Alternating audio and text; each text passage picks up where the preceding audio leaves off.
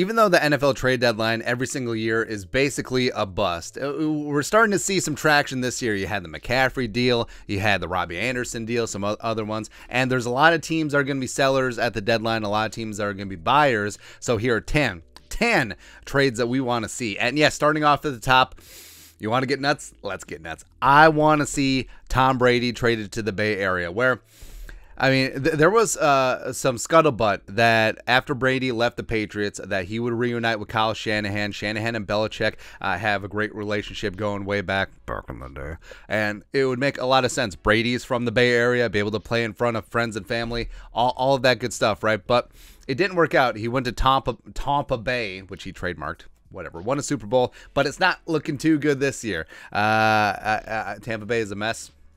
I don't think they're going to get it done. And conversely, San Francisco is literally a quarterback away from being a very good football team. Now, this would suck for me, being in the NFC as a Vikings fan, but I want to see it. I got to see it. So, flipping the script, ironically, Tom Brady steals Jimmy Garoppolo's gerb. His former backup, they flippy-floppy. Tampa Bay gets, I don't know, a warm body at quarterback so that they don't have to play Kyle Trask. But Brady goes to the Bay Area. Kyle Shanahan's going to get things done. And Brady, he's going to be fine. It's like, hey, you have to learn a new offense in a week. Brady will do that. And plus, he will do what Jimmy Garoppolo cannot do. He will make the easy throw. He will, also with McCaffrey and Debo, you don't have to throw more than 5 yards downfield, so that suits him. Also, he's got a Gronk adjacent type tight end in George Kittle. So this could be pretty good.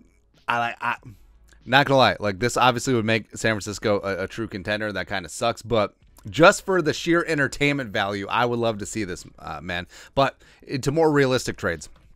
So, Kareem Hunt.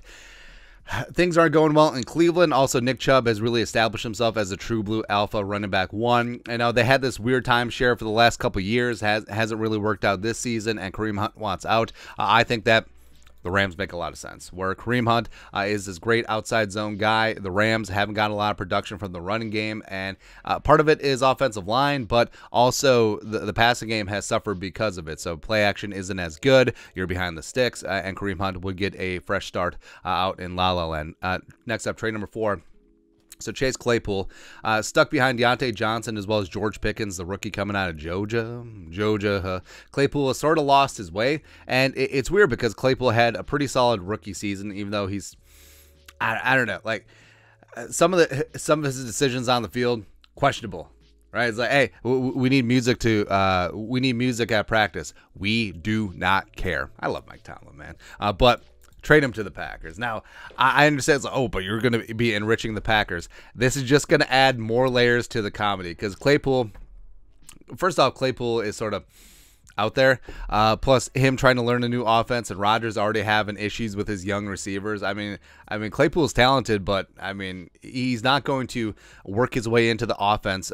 He's not going to become Devontae Adams in 2 seconds. So it's just going to add to the drama. Plus, the Packers giving up draft capital. I would absolutely love it. I would absolutely love to see it, man. Next up, trade number 5. So the Broncos are going to be sellers at the deadline, and I think that they're going to lose to the Jaguars out in London, and I think that Nathaniel Hackett's going to be fired, so I think that it's going to be an absolute fire sale. I think it's going to be let's burn this mother to the ground and then try to rebuild it back up, which kind of sucks because they gave up all of those picks for Russell Wilson, so they can't even be in at the top of the draft. But Bradley Chubb going to the Rams. Now, the Rams are already firmly in F that pick territory, and I don't even know if they have any draft picks to trade anymore, but I feel like they can get things done, and it'll be like a carbon copy of last year's. Like, hey, we traded for Von Miller. Let's trade for a younger version of Von Miller. So just going back to that Denver well, Bradley Chubb, the pride of NC State, I think he's one of the more underrated edge rushers in the National Football League, and he deserves better than what the Super Broncos are doing right now. Speaking of deserves better, so Patrick Surtain II. He's already one of the better young cornerbacks in the game, and if the Broncos really want to burn this thing down, let's burn this thing down. And guess what? Ooh. So you have Dancer, you have Patrick Peterson, stud, you have Andrew Booth Jr., you have a Caleb Evans as rookies, which are fantastic, but Surtain PS2 is just on a different level. He's already established himself as an absolute alpha. I think that Surtain and Dancer on the outside, wow. Wow, wow, wow, wow, baby. And I'm ready to go after it. Like 2-1s, don't care. I do not care at all. I'm going after the pin because guess what? The Vikings are going to be drafting at the ass end of the first round anyway for the next couple years. So what you want to trade? Well, it'll be 31 this year because the Dolphins lost their first round pick. So you want to trade 31 and 32 for Patrick Surtain? I would consider it. And that way, jumping George Payton would get back in the first round. Go ahead, man. Next up, number 7. So even though the Bears won, whatever, Monday Night Football against the Patriots, whatever. Robert Quinn, it's weird because Robert Quinn was a great 4-3 defensive end with the St. Louis Rams, and then flippy-floppy, whatever. He's really been caught up in scheme change, and he did great last year in the 3-4 as a stand-up outside linebacker, again, 18.5 sacks. So I think that the Bears need to send him. Send him, man. Where the Chargers have dealt with a bunch of injuries, losing Bosa for an extended period of time really sucks, and they haven't been able to put together that pass rush that Brandon Staley's defense needs. So Robert Quinn going out to La La Land, adding some more stank to that defense. Woo! And just like, oh, hey, here's Khalil Mack, here's Robert Quinn, reunited, and it feels so good, man. Next up, number 8. So William Jackson III got himself paid in Washington with the commies, as a lot of free agents do. But he is a solid cornerback. I think he was better in Cincinnati than after he got paid in Washington. It hasn't really worked out for whatever reasons. But San Francisco has been bit by the injury bug in the secondary, as evidenced by them just getting torched by the freaking Chiefs. So, I mean, if you're going to trade for Brady, may as well go all in, trade for William Jackson III as well, and help suture up that secondary. Him and Ward could be nice bookends out there. Number 9, so Brandon Cooks.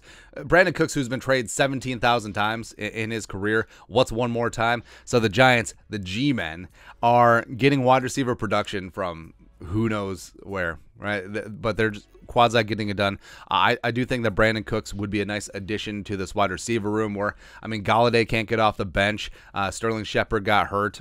And, Kadarius Toney can't stay healthy. But I think Cooks would slide in as a very solid contributor in this offense and be a nice weapon for Daniel Jones as well as Brian Daboll, as I burp.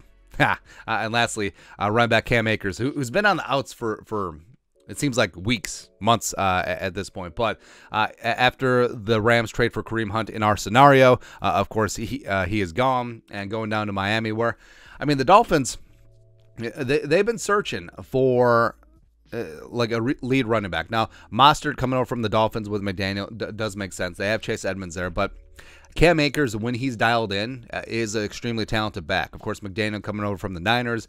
He's very familiar with Akers, played him twice a year. So this deal would make sense. Plus, you probably get him for basically nothing at this point. Like, I don't know, swapping 7th-round picks or something like that. But that's it. That's 10 trades I want to see coming up on the trade deadline. I want to see the Brady one. Just for the drama. Just for, woo! I just want to see it, man. But your thoughts are thoughts. Let us know in the comment section below. Subscribe for daily Vikings takes. Want to support the work? Put a little something in the Venmo. But until next time, Skull Production Value.